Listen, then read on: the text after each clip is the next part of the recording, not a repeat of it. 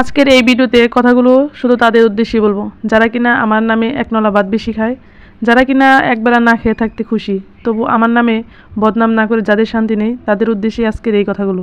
আমি জানি আড়ালে মানুষের সম্পর্কে কোনো কথা বলাই ঠিক না, আর তাদের সামনাসামনি কথা বলার কোনো রুচি বা ইচ্ছা কোনোটাই আমার নেই। আর এর আগের একটা ভিডিওতে কিন্তু আমি একটু হাস্যকর হলেও কথাগুলো বলেছিলাম যাতে কিনা তারা আমার কোনো বিষয়ে আর নাক না গলায়। তবে আজকের যে কথাগুলো বলবো এগুলো আসলে কোনো হাস্যকর বিষয় না, তবে মনে থেকে কষ্ট পাইনি, মনে থেকে রাগও হয়নি, এতটুকুই হয়েছে যেটা কিনা মানুষকে বোঝাতে পারবো না। এতটা নিকৃষ্ট মন মানসিকতা নিয়ে মানুষ যে কীভাবে বসবাস করে সেটাই বুঝতেছি না। পরিবারের লোকজন এবং কি রক্তের না হোক, যেমন ধরেন ভাই বোন এরা তো রক্তের, আর বাকি যারা আছে তারা রক্তের না হোক পরিবারের লোকজনই তো।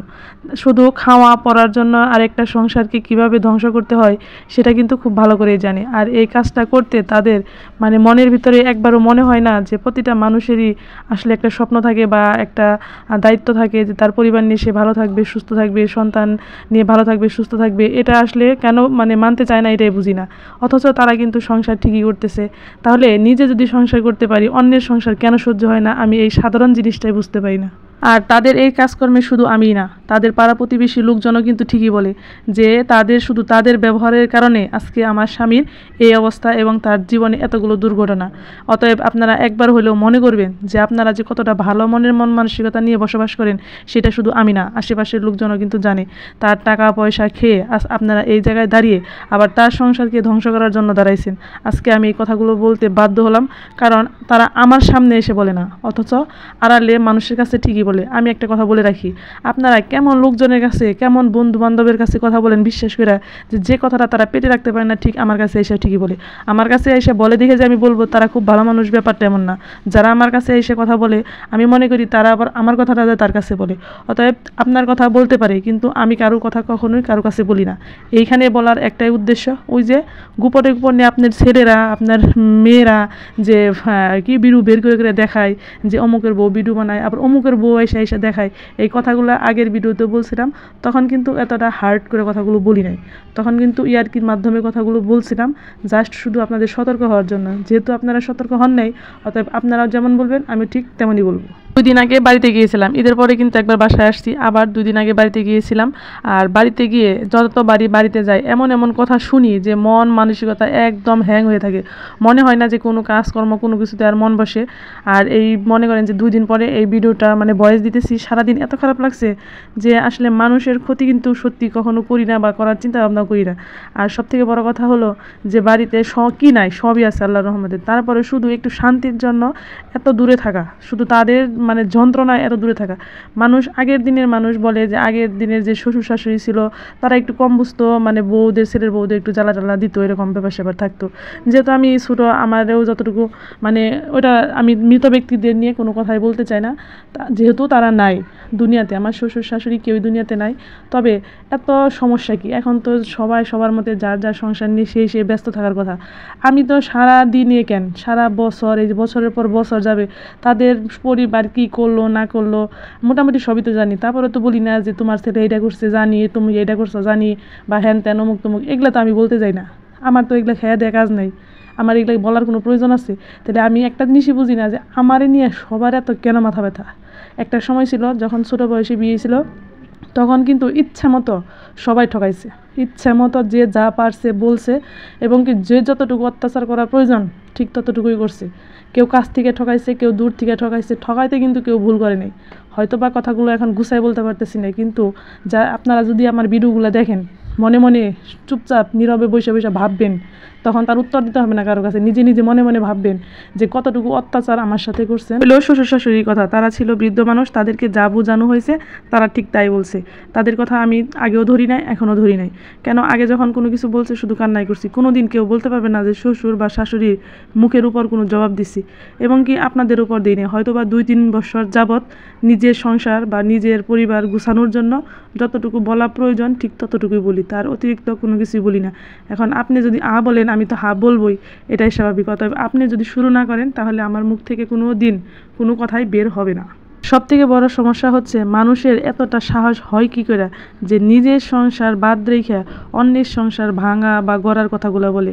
একটা পাড়া প্রতিবেশীও যদি হয় তারপরেও তো আপাতত আমার ভিতরে কষ্ট লাগে যে হয়তো একটু মানিয়ে গুছিয়ে নিলেই সুন্দর হতো, এই সংসারটা ভাঙার কি প্রয়োজন ছিল। হয়তো আমার এই নরম মনের জন্য আপনারা এই কথাগুলো বলতে পারেন, কারণ আপনারা কিন্তু শুরুর থেকে আমার প্রতি একটু অত্যাচারটা বেশি করতেন, আমার সাথে একটু চিটিংটা বেশি করতেন। হয়তো আমি বুঝতাম না, হয়তো আপনাদের সাথে পাল্লা দিয়ে চলতে পারতাম না। আর আমি পাল্লা দিয়ে কারোর সাথে চলতে চাইও না, এত চালাকি করতেও চাই না, ঠিক আছে? আমি যেমন ঠিক তেমনই থাকতে চাই। আর আল্লাহ পাক যদি কপালে কার কি আছে সেটা কিন্তু কেউ বলতে পারবে না, ঠিক আছে? কারো সংসার 20 বছরে 30 বছরেও কিন্তু সংসার ভাঙে। তবে আল্লাহর কাছে কখনোই এটা প্রার্থনা করব না যাতে আমার ধারায় কারো কোনো সংসার ভাঙে বা কারো কোনো ক্ষতি হয়। কিন্তু আপনাদের বলতেছি, আজকে শুধু ফেসবুক দেখা মানে মনের কথাগুলো একদম মানে মনের ভাষা দিয়ে বুঝাইতে পারতেছি না, বলতে পারতেছি না। যদি বলতে পারতাম তাহলে আজকে ঠিকই বলতাম, কারণ যে কথাগুলো সামনে বলতে ঘৃণা লাগে, হয়তো আপনারা সামনে নাই, একটু বলতে পারতাম, কিন্তু বলতে পারলাম না কিছু নিয়ম কানুনের জন্য। অতএব বললাম না, আল্লাহ যেন আর মুখ দিয়ে না বলায়। তারপরেও বলতেছি, আপনারা দেখে শুধু এই কথাগুলো মুখ দিয়ে বের করতে পারেন।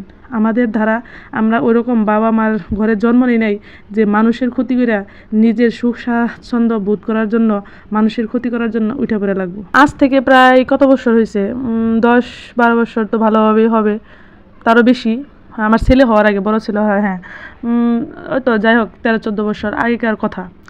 তারও আগে হতে পারে, বিয়ের 2-1 বছর পরে হয়তো বা এরকম, মিনিমাম তো 15 বছর তাইলে হয়েই গেছে। ঠিক তখন একদম কাছের লোক, মানে কি সমস্যা ছিল বাড়িতে, তেমন তো কোনো সমস্যাই না। হয়তো দেখা গেছে যে শ্বশুর শাশুড়ি একটা কথা বলতো, মানে সেই নিয়ে ঝগড়া লাগতো, বা ফ্যামিলি যে আপনারা শুভাকাঙ্ক্ষীরা যারা আছেন, যারা কিনা সবসময় জ্বালায়া পিণ্ডা ছিঁড়াবিড়া খাইতেন, হয়তো আপনাদের অত্যাচারগুলো আমি মানাই নিতে পারতাম না, বয়সটা অল্প ছিল, বোঝানোর মতো লোক ছিল না। আর সবথেকে বড় কথা হচ্ছে, একটা স্ত্রীর যদি তার স্বামী পাশে না থাকে তাহলে তার সাপোর্ট কিন্তু থাকে না। এটা বোঝার মতো ক্ষমতা আপনাদের থাকবে না, কারণ আপনারা তো চাইছেনই এটা যে স্বামী বিদেশ আছে, বিদেশি থাক, আর বউ এটা চলে যাক, আর খালি কামাই করুক, আর আমরা খালি তুড়ি মেরে মেরে খাবো আর খালি ঘুরবো, কি যে মজা লাগছে।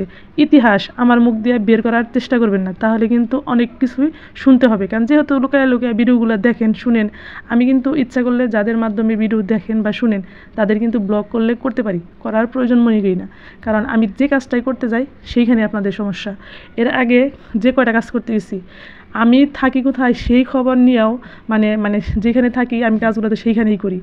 যে কাজটাই করতে গেছি সেই কাজটা নিয়ে আপনাদের আলোচনার সমালোচনার শেষ থাকে। এখন মেন কথায় আসি, ডিভোর্স দেওয়ার মেন কারণ হচ্ছে, তখন ডিভোর্স দিতে বলছিল যে এমন করে কথাটা বলছিল আর কি। তারপরেও কিন্তু আজ পর্যন্ত তাদের কোনো ফ্যামিলির কারো কাছে বলি নাই যে এটা কেন বলছিল, আমি দরকার মনে করি না। আল্লাহ আমার সেই বয়স থেকে ধৈর্য দিছে। এমন করে বলছিল যে আমি তারে বিয়ে করাইছি, আমি তারে কইতেছি তুই ছেড়ে দে, তোরে আবার বিয়ে করামো। অথচ এই কথাটাই কিন্তু আমার স্বামী আমার কাছে বলে দিছিল, আর সেও চিনা ফেলাইছিল যে আসলে সে কখনোই তার ভালো চায় না। কারণ সে এটা আশা করছিল যে হয়তো ঝগড়াঝাটি লাগে বাড়িতে, হয়তো ভালো কোনো একটা পরামর্শ দিবে, কিন্তু এই কথাটা কোনোদিনও সে আশা করছিল না যে এই কথার পরিপ্রেক্ষিতে সে এই কথাটা বলবে। এখন আসি এখনকার ডিভোর্সের কারণ। আমার স্বামী এবং কিনা আমি নিজেও জানি না যে আমার স্বামীর যত সম্পদ টাকা পয়সা যা আছে সব আমার নামে। আমি তো মানে মাঝে মাঝে এদের কথা শুই না, মনে হয় যে আমি আকাশ দিয়ে উড়ি, ঠিক আছে? আমার স্বামীর যে মানে টাকা পয়সা সয় সম্পদ যা আছে সব এগুলো যদি আমার নামে হয়, তাহলে আমার স্বামী কেন জানে না, আমি কেন জানি না? সেই কাগজপত্র সব কিছু ডকুমেন্টস কি আপনার কাছে যদি থাকে তাহলে ডকুমেন্টস নিয়ে সামনে আসেন। আর সেই নিয়ে আপনাদের মোটামুটি এত টেনশন যে আমার স্বামী যখন বুইড়া হয়ে যাবো, আমার স্বামী যখন ঘরে পড়ে যাবো, অসুস্থ হইব, তখন আমি তারে দেখুম না, তখন তারে আমি ভাত দিব না, কত টেনশন। এখন আমার কথা হইতেছে, আপনি কেমনে বুঝলেন আমার স্বামী আগে বুইড়া হইব, হ্যাঁ আগে মইরা যাবো, বা হ্যাঁ অসুস্থ হইব? আমি কি আগে মরতে পারি না? এমন তো হইতে পারে আমি আগে মারা গেলাম, তখন আপনি কি করবেন? তখন তারে কে দেখবো? তখন আপনি দেখবেন এসে? তখনকার দায়িত্ব আপনার কাছে দিয়ে গেলাম। আল্লাহর রহমতে যতদিন ধরে বিয়ে হয়েছে, বিয়ের পর থেকে আজ পর্যন্ত এমন একটা দিন নাই যে এদের যন্ত্রণায় একটা দিনও শান্তিতে থাকতে পারি না। আর কেন থাকতে পারি না সেটাও বলতে পারবো না।